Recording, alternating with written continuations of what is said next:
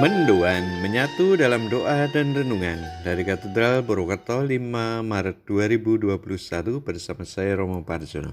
Saudari-saudari yang terkasih, salam sehat penuh berkat. Mari kita renungkan sabda Tuhan dari Injil Matius bab 21 ayat 33 sampai 43, dilanjutkan 45 sampai dengan 46. Kita siapkan hati kita. Dalam nama Bapa dan Putra dan Roh Kudus. Amin. Tuhan bersamamu dan bersama rohmu. Inilah Injil Yesus Kristus menurut Matius. Dimuliakanlah Tuhan. Sekali peristiwa Yesus berkata kepada imam-imam kepala serta tua-tua bangsa Yahudi, "Dengarkanlah perumpamaan ini. Seorang tuan tanah membuka kebun anggur dan menanam pagar sekelilingnya. Ia menggali lubang tempat memeras anggur dan mendirikan menara jaga di dalam kebun itu. Kemudian ia menyewakan kebun itu kepada penggarap-penggarap, lalu berangkat ke negeri lain. Ketika hampir tiba musim petik, ia menyuruh hamba-hambanya kepada penggarap-penggarap itu untuk menerima hasil yang menjadi bagiannya. Tetapi para penggarap menangkap hamba-hamba itu, yang seorang mereka pukul, yang lain mereka bunuh, yang lain lagi mereka lempari dengan batu. Kemudian Tuhan itu menyuruh pula hamba-hamba yang lain, lebih banyak daripada yang semula. Tetapi mereka pun diperlakukan sama seperti kawan-kawan mereka. Akhirnya Tuhan itu menyuruh anaknya kepada mereka. Pikirnya, anakku pasti mereka segani.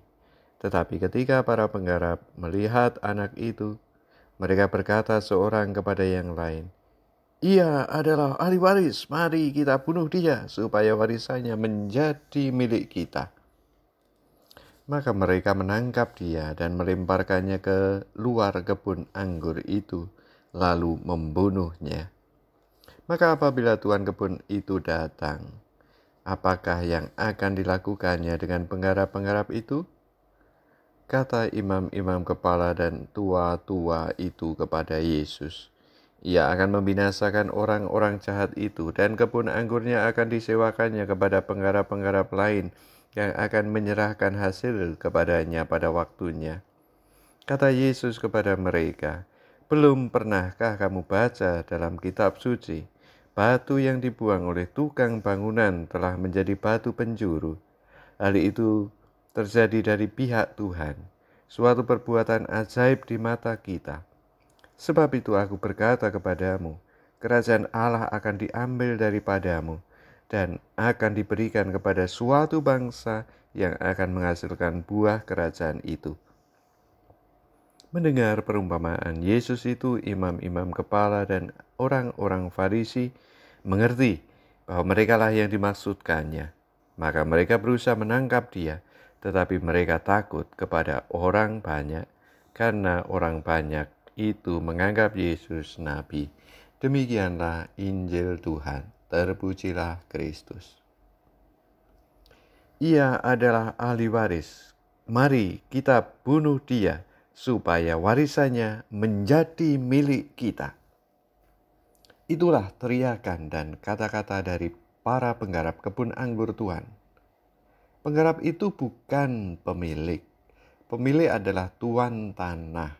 Tuan tanah sebelum menyewakan tanahnya ke para penggarap, telah menyiapkan berbagai sarana yang diperlukan, yakni membuka kebun anggur, misalnya menyiapkan lahan, menanam bibit anggur, menyiapkan pupuk dan obat yang diperlukan. Juga menanam pagar agar kebun anggur terlindungi dari ancaman hewan perusak. Menggali lubang pemeras anggur, mendirikan menara jaga. Setelah semuanya disiapkan, maka kebun anggur itu diserah kelolakan ke penggarap. Maka kiranya kerjaan para penggarap hanyalah memelihara dan menunggu panen. Ketika panen tiba, pemilik mengutus pembantu atau hamba-hambanya untuk menerima hasil yang menjadi bagiannya. Tetapi hamba-hamba itu semuanya dibunuh oleh penggarap. Tuan tanah mengutus anaknya, dibunuh juga. Saudari-saudara, Allah kita adalah pemilik kebun anggur. Kita ini bagaikan penggarap. Mari menggarap kepercayaan Tuhan yang diserahkan kepada kita dengan setia dan melakukan apa yang menjadi bagian kita. Janganlah kita serakah, jauhkan sikap tamak dari diri kita. Tinggalkan ketamakan, kembangkan kemurahhatian. Tinggalkan keserakahan, tumbuhkan kepedulian. Marilah berdoa. Ya Allah, tuntunlah kami di jalan-Mu, jalan kemurahhatian dan kepedulian bagi sesama. Amin. Tuhan bersamamu dan bersama rohmu. Semoga kita diberkati, dilindungi, dan dibimbing oleh Allah yang Maha Kuasa, Bapa dan Putra dan Roh Kudus. Amin.